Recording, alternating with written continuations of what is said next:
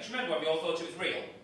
Do you remember, I think like 2 hours last March? Yeah, do you remember how fucking sore our hands were from the clapping, the sanitising, the hand wash? My hands were like fucking Rose at the end of Titanic. And has anyone come across that really awful cheap sanitiser that smells of tequila? Oh my god, it's horrible, isn't it? It confused my fucking mum in Wetherspoons. Licked the salt, bit of lime, drank the fucking sanitiser, didn't she? Yes, doesn't end there. She gets a stomach pump, doesn't she? In hospital, everyone. Then she gets COVID. Thank you. Oh, I know. She's really ill, everybody. Honestly, really ill. She completely lost her sense of smell. Yes, she's really fucked off. She'd only just bought a brand new Glade plug-in. COVID joke resort. Actually, while we're talking about cheap sanitizer, what is the point of cheap sanitizer? It doesn't actually stay on your hands, does it? It just drips away, doesn't it? You know what I mean? Yesterday I was walking through Wilkinson's. It looked like I'd just been fingering a gremlin. Nice to know, darling. It's nice to be here, everybody. It's nice to see people, finally. I mean, I've just spent the last 18 months just like calculating how much Lamborghini I can buy with my universal credit. Which wasn't a lot, everybody, I can imagine about that. And no, it's nice to see people, because I didn't see a lot of my friends over the last 18 months. A lot of my friends are self-isolating, everybody, because in the high-risk category. Well, they're not really, but they're claiming benefits, fraudulently, so, you know, they just want to make it look authentic. But a few of them, I'm going to give a shout out, a few of my friends are here tonight that I didn't actually get to see over the last 18 months. My friend Trudy, she was self-isolating for like a year because she's got type 2 diabetes, everybody. My friend Amy, is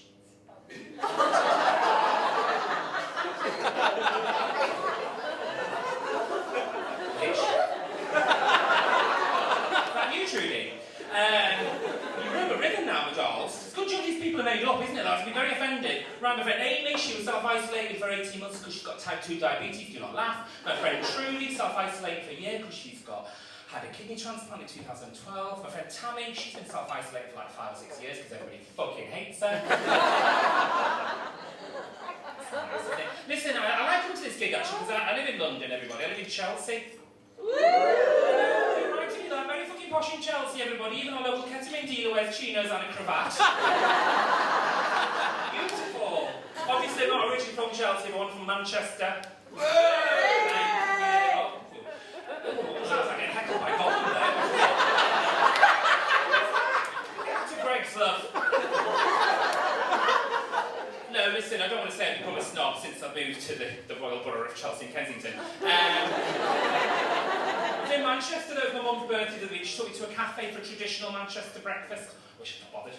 2 Pop-Tarts, a couple of mellow birds and 10 lamberts I was given. I complained, I said, excuse me, I live in Chelsea now, do you want to have the decency to put some avocado on top of the fucking yes, please? Table next to us called the waitress over, she said, excuse me, I'm celiac. She said, nice to meet you, celiac, man. Do you have any keys in, by the way? No. They're probably in the toilets, aren't they? Usually, right? No keys in tonight. Anyway, so, well, I mean, it's been about 18 months now, hasn't it, since all our lives were turned upside down, wasn't it? Since we saw the horrific headlines I don't think anyone thought we'd see in this lifetime, did we? You know what I'm talking about, don't you? Yeah, the news that Philip Schofield came out as a gay. Is anyone surprised? You don't give a shit? I'm not surprised he was doing those We Buy Any Car adverts, to be honest with you. You believe it? 59 years it took him to come out. 59 years? Which is a long time, isn't it? Considering it only takes him 60 seconds to find out how much his vehicle is worth. I didn't come out to my mum and dad, actually. They just presumed when my mum found the poppers in the school bag when I was 12 years old. It's true, she asked me what they for. I panicked. I said they were cleaning CDs with mum. Came home from school the next day to find my mum off her fucking face in the living room, poppers in one hand, Jacob in the other. She said, what the hell is this? It's Ruin the Lighthouse Family CD. My dad's just passed out upstairs. You know how we're all talking about how the vaccine... Have we all been double jabbed, by the way? If I get too close, yeah. I got double jabbed on the way here, actually, in the toilet in John Lewis. Again. Selfish, aren't I? But everyone's talking about this vaccine rollout, saying how well we're doing. Do you know why we're doing so well? It's because at the very beginning, everybody claimed to be a key worker, didn't they? Everyone's a key worker. I rang my friend Hayley in, like, January. I said, you all right? She said, oh, I'm sick. I just had my second jab. You're not even 30 yet, it's not your turn. She said, key worker, innit? I said, just because you did 2 weeks work experience in Holland and Barrett in 1999.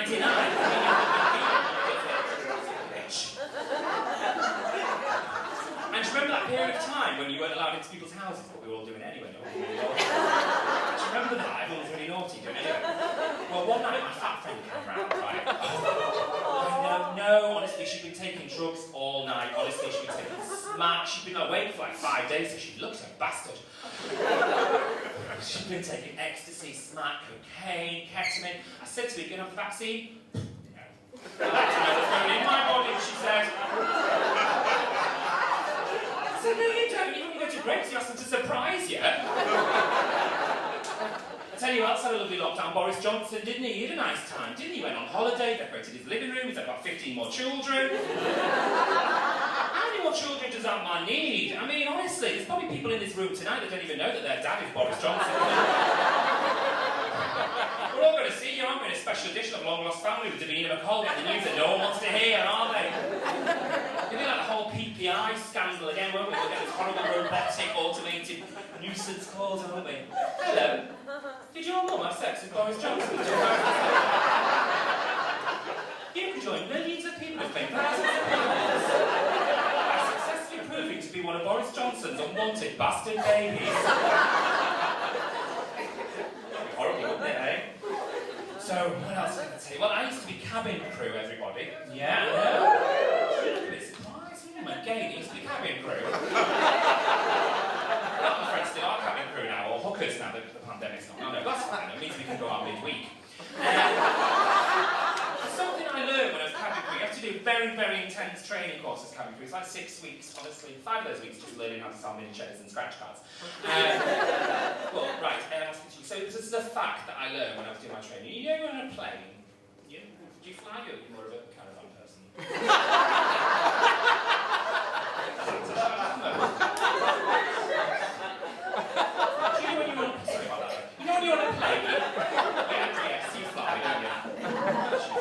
Right, so you know when you're playing, and you know there's that weird moment when all of a sudden the other gays come out to do the safety demonstration? Do you know that weird moment you just set off and then all these gays appear in front of you clapping their arms doing the safety demonstration? Where the fuck do they all come from? I'll tell you where they come from, underneath the seats, the lockers, the exits.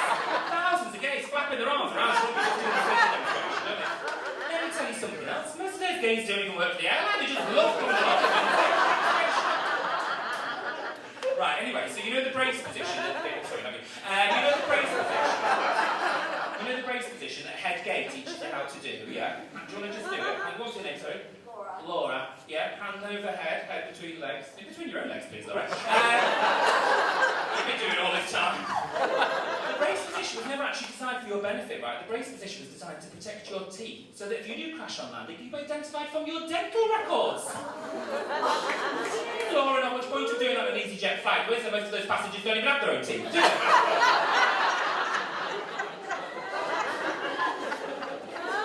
Listen, I'm coming up to a big birthday soon, everyone. Can you believe this? I'm going to be 40. Honestly, gays look younger than normal people, don't they? Apart from those awful gays who do loads of crystal meth and go to those orgies. Then I stop playing. But you know what's making me feel old, right? Because I just don't recognise anyone on the radio anymore. You know that pop? Do you listen to pop music, Laura? Just pretend you do, I've not got long. Okay. So I don't recognise anyone anymore, you know, on the radio. Like, do a lipper. Do a bastard lipper. I thought that was a third world country. Honestly. I swear to God at school every year we did a sponsored science to raise money for starving down children. Do a lipper. I said that once at this gig, this woman got really offended. She stood up, she was saying it wrong. It's not Dua Lipa, it's Dua Lipa. I said, I'm so sorry, do I give a shit? Ariana Grande? Ariana Grande. I wrote my resignation letter to Debenhams in the 90s in that font.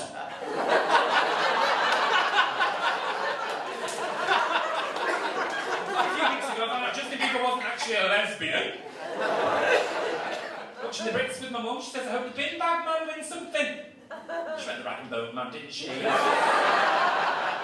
things wrong, everybody. So I rang up during the pandemic, she said, I can't talk right now. I said, why not, Mum? She said, I'm watching my favourite programme. I said, what's that, Mum? She said, Martin Luther King, the money saving expert.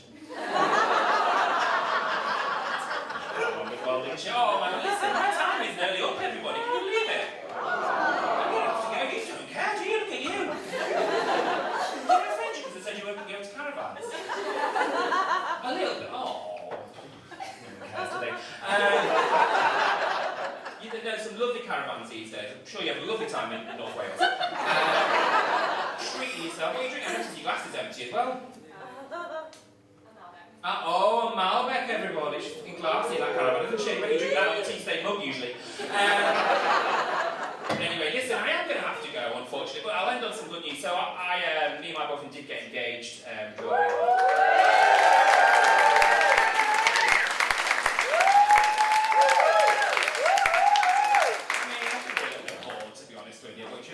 Like, everyone was learning skills, weren't they, over the pandemic? You know, that was really irritating. Like, he was learning, like, yoga, Pilates, like, another friend was learning Spanish. The only life skill I learned during the pandemic was how to self-harm whilst watching Homes Under the Hammer.